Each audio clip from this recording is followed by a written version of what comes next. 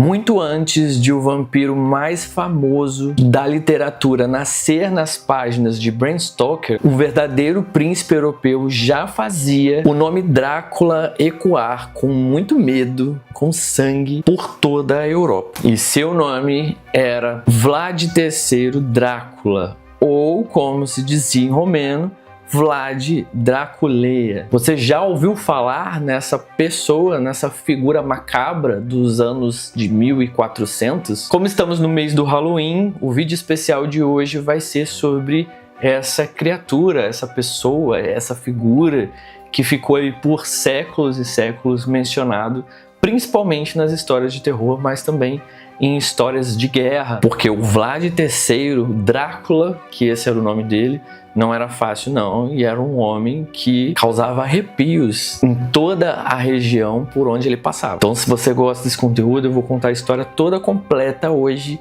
aqui nesse vídeo especial, e já vou pedir para você se inscrever no canal se você não é inscrito, que esse mês teremos muitos vídeos em comemoração ao Halloween. Mas como eu ia dizendo, o Vlad III Drácula, antes de ser chamado de monstro, ele foi chamado de guerreiro, tá bom? Antes dele ser lembrado como assassino, ele foi visto como herói. Antes dele ser temido, ele foi apenas um filho, o filho do dragão. Por isso que vem o nome Drácula. Esse título veio do seu pai, o Vlad II Drácula, que fazia parte da Ordem do Dragão, que era uma irmandade de cavaleiros criada em 1408 para proteger a fé cristã e lutar contra os inimigos da igreja. Naquela época, Drácula não tinha nada associado ao assustador, só significava isso: filho do dragão. Mas a história daria um significado completamente diferente ao longo do tempo, principalmente ligado a esse nome. O Vlad nasceu em 1431 na Transilvânia, que é um território cercado por montanhas, névoas e lendas. Era o segundo filho de um nobre da Valáquia, uma região que hoje faz parte da Romênia. E aí, desde pequeno, ele cresceu cercado por guerras e traições, era o ambiente dele ali. E aquela coisa, né? O ambiente molda a gente. E a Europa cristã, ela estava em crise, o poderoso Império Otomano se expandia, crescia cada vez mais, e a ameaça dos invasores turcos se aproximava também. E aí, aos 11 anos, o Vlad e o irmão dele, o Radu, foram entregues como reféns ao Império Otomano, que era uma garantia de lealdade do pai. Então eles tinham que ficar lá para que nada acontecesse. E era uma prática super comum naquela época. E durante alguns anos esses meninos viveram em cativeiro, convivendo com a brutalidade dos inimigos. E foi ali que Vlad aprendeu duas coisas: a crueldade dos homens e o poder do medo. Quando ele voltou para a terra natal, tudo tinha mudado. O seu pai, o Vlad II, ele tinha sido assassinado. O seu irmão mais velho foi enterrado vivo e Vlad jurou vingança. Aí, em 1448, ele assumiu o trono da Valáquia pela primeira vez. Muita coisa ia vir aí pela frente. Mas o reinado dele acabou sendo curto. Ele foi derrubado, exilado e traído. Mas ele ia voltar mais tarde, muito mais frio, muito mais calculista e muito mais impiedoso. Quando ele finalmente retomou o poder, lá por volta de 1456, o príncipe Vlad já não era mais o mesmo garoto que tinha sido refém. Agora ele era conhecido como Vlad Tepes, ou melhor, Vlad o Empalador. Esse nome talvez você já deva conhecer, já ouviu em alguma história de terror pelo menos. E esse nome não foi dado à toa, tá? Porque ele ficou conhecido por punir os inimigos de forma brutal, como decapitar, enforcar, queimar vivos. Nada disso era suficiente para ele. Então ele criou um método, não sei nem se é bem que ele criou, né? Mas ele utilizava um método ali que era de uma forma mais cruel e torturadora, que era o empalamento, que é tipo uma estaca de madeira que ela é colocada ali entre as nádegas de uma pessoa e ela vai atravessando o corpo dela até sair perto dos ombros. E aí, como não atingia nenhum órgão vital, a pessoa ficava lá pendurada por muito tempo tentando sair, se debatendo ali. Geralmente elas ficavam de 24 a 48 horas daquela maneira, até que ela vinha a óbito, e aí vinham os abutres, a carne apodrecia e ficava por lá mesmo, ninguém retirava. Era uma coisa muito cruel, mas na mente do Vlad era também uma forma de governar pelo medo. Durante o reinado dele, ele empalou milhares de pessoas. Os inimigos, os traidores, criminosos e também, às vezes, os inocentes. Mas aí só foi em 1462 que ele ia deixar uma marca definitiva na história dele, que foi um sultão otomano chamado Mehmed II, que foi o mesmo que conquistou a Constantinopla.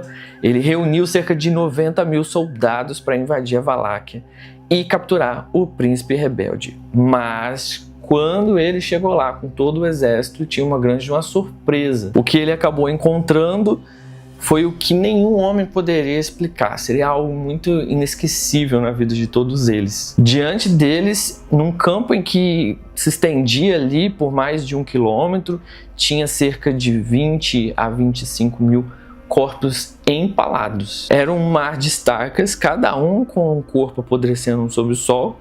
O cheiro da morte enchia o ar. As aves de rapina circulavam sobre as cabeças mutiladas e o calor fazia com que os corpos inchassem até explodirem. E no centro de tudo tinha o quê? O trono de Vlad. E o campo dos empalados ficou conhecido como Bosque da Morte. O impacto psicológico foi devastador. O exército turco recuou em pânico e por um tempo o nome do Vlad foi suficiente para parar exércitos inteiros. Mas a crueldade não se limitava no campo de batalha. Teve uma vez que ele estava irritado com alguns embaixadores italianos que se recusaram a tirar o chapéu diante dele ali, e aí ele mandou os soldados dele pegar o chapéu e martelar ali, pregar o chapéu na cabeça desses caras. Olha só que absurdo, que loucura. Teve uma outra ocasião que ele decidiu fazer um banquete para os pobres, também para os doentes e para uns idosos ali da cidade, da vizinhança, e era como se fosse uma festa, um banquete num lugar, né, fechado,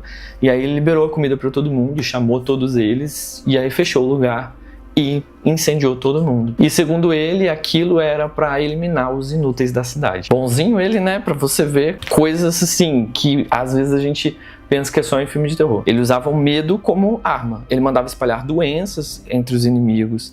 Ele sacrificava animais para deixar eles sem alimento, e aí enviava os soldados doentes para contaminar os exércitos turcos. E para ele nada era proibido em nome da vitória. Mesmo com tanta brutalidade, muitos consideravam ele como um herói, o homem que impediu os otomanos de dominar a Europa Oriental, a fronteira da cristandade. E assim, todos esses crimes naquela época era uma coisa quase que comum, né? Só que ele levava para um lado mais sádico, mais profundo ainda, quando a gente acha que não tem como ser mais profundo, mais obscuro todo esse tipo de massacre. Mas o irmão dele não ficava muito longe disso. Por exemplo, o primo irmão dele, o Estevão o Grande, ele chegou a fazer isso. Ele empalou em diagonal milhares de prisioneiros turcos lá por volta de 1700 e acabou sendo canonizado pela Igreja Ortodoxa Romena em 1992, tá? Você não sabia disso não? Mas a escala da matança organizada por Vlad, uma década antes,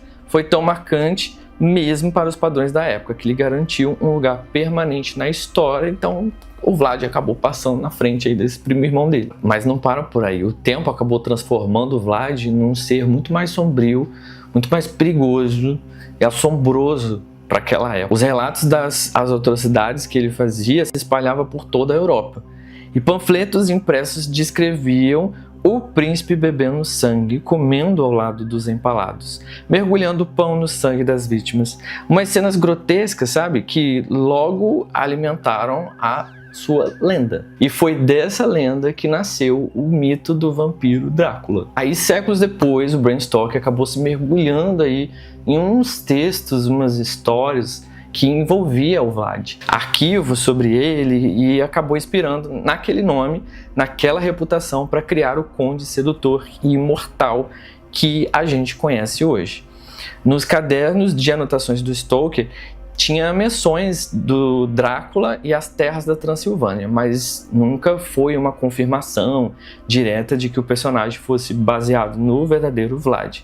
Ainda assim, tem semelhanças que a gente não tem como negar. O Vlad morreu em 1476, provavelmente em uma batalha, traído e cercado por inimigos, e a sua cabeça foi cortada e levada para Constantinopla como um troféu de guerra, e dizem que o seu corpo foi enterrado no mosteiro de Snagov, perto de Bucareste, e ninguém sabe até hoje onde é que está esse corpo do Vlad. Mas uma coisa é certa, vamos combinar, a lenda dele nunca morreu, afinal, mais de 500 anos aí envolvendo essa história. Para uns ele foi um herói nacional que lutou, protegeu o povo. Para outros ele foi um monstro, um sanguinário, um psicopata que encontrou o prazer na dor e na morte. E talvez seja justamente isso que fez o Vlad de uma figura tão fascinante.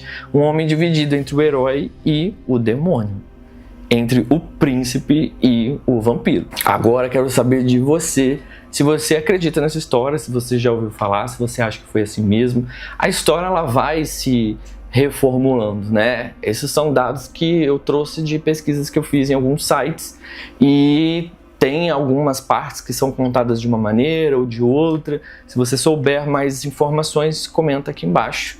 Quero saber de você, o que você achou dessa história, se você sabia dessa inspiração do Bram Stoker, embora não tenha provas tão consistentes assim. Eu acredito que o Bram Stoker se inspirou sim. O vampiro do Bram Stoker ficou melhor, ficou um cara menos pior, pelo menos nas histórias que a gente acompanhou, que a gente leu, né, que eu li no livro.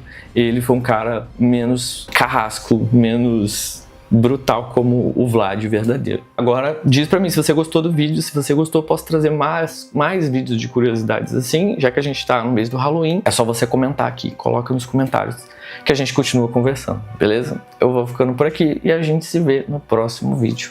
Fui!